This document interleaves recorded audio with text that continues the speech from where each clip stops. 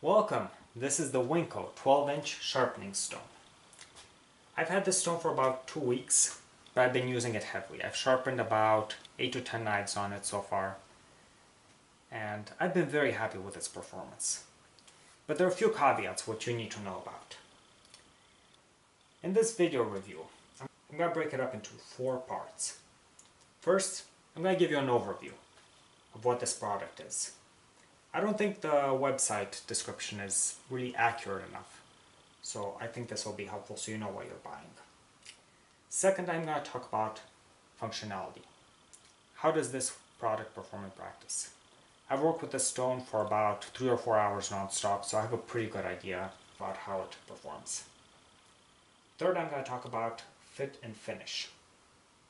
How ready is this stone to use out of the box? The short version is it's not. Do not use this on your knife as soon as you take it out of the box. I'll explain why in a few minutes. And fourth, I'm going to talk about value. This is a very affordable stone. It's a little bit more expensive though than what you'd find in a hardware store. I'm going to tell you why I think it's worth it. So let's get started.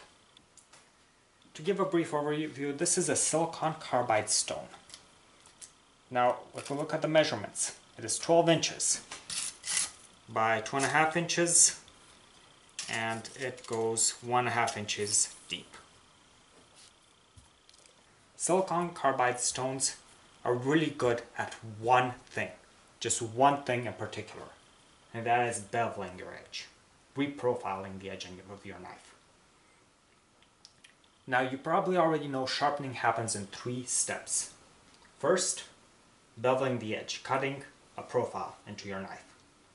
Second, sharpening, building that really fine edge.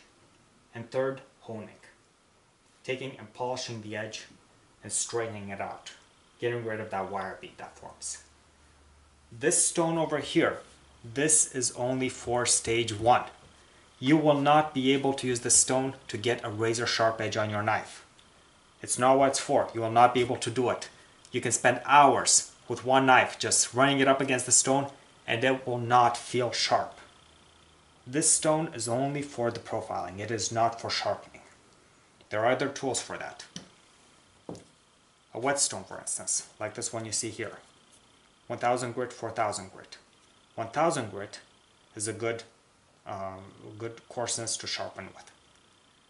This stone here, it's maybe about 200 to 300 grit on its medium, and I would say less than 100 grit on its coarse. This is only for profiling. It is not for sharpening. Certainly not for honing. Now this stone is described as medium fine. I would describe this as coarse medium. It's a combination stone. This black side over here, it's very coarse. So coarse, in fact, I don't think it's even usable for most kitchen knives.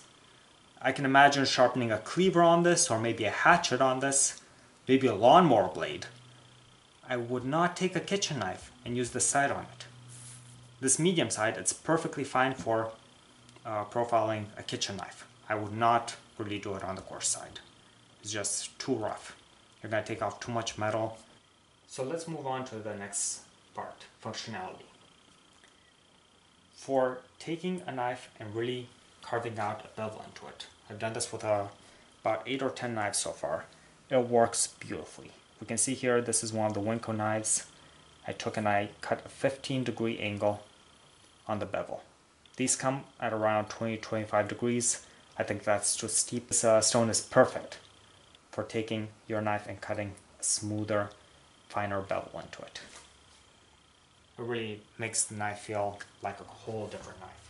Now, as I mentioned, I've used this for about 2 or 3 hours so far, non-stop, and I don't see any wear on it. It still feels perfectly level.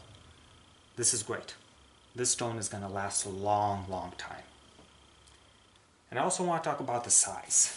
Now, if you go to your hardware store, you will get something like this. Really, it's the same material, but look at the size difference. This one costs about $2.50. This Winco stone costs about $5. You can see the Winco stone about over twice the size. And where that makes an impact is when you're working with those really big knives. So if we take our knife over here, imagine we are going to have to go about 3 times as many swipes on this one as on this one. More than that, so. You are going to be spending way too much time sharpening with this little one. You want something like this. This is perfect for profiling the larger knives. For smaller knives, it doesn't make a big difference. But for your chef knives, this is perfect. Moving on to the next part, fit and finish. Out of the box, whatever you do, if there is one thing you remember from this review, do not use your stone right out of the box.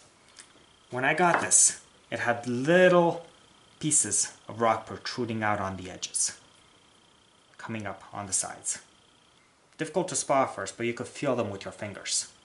If you were to take your knife and start using the stone with it just out of the box, you will ruin the edge on your knife. Do not do that. When you get your stone, the first step is going to be go ahead and level it. Take one of these hardware swords and just run it along the top, back and forth until it's all smooth. And really you should be doing that with any sharpening stone you get. Now the nice thing about it from a fit and finish perspective is even though it had edges protruding, most of the surface of the stone, it was flat. You did not have to spend a lot of time leveling your stone. For some of these smaller stones that I got in the hardware store, I have to spend 30 minutes just scraping up one against the other to get them level. This one, it was already pretty flat. It's just the edges. But those edges, they are important to get them out because they will ruin your knife if you don't.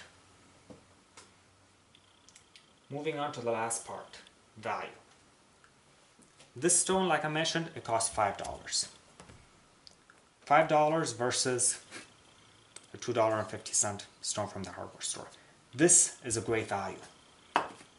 It's going to speed things up. You're going to be able to profile your knives a lot faster with this. Now, there are faster options. You can probably profile them a lot quicker with a diamond sharpener.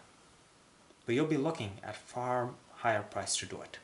If you want an affordable way to profile your knives that's still rather quick, this is a good choice.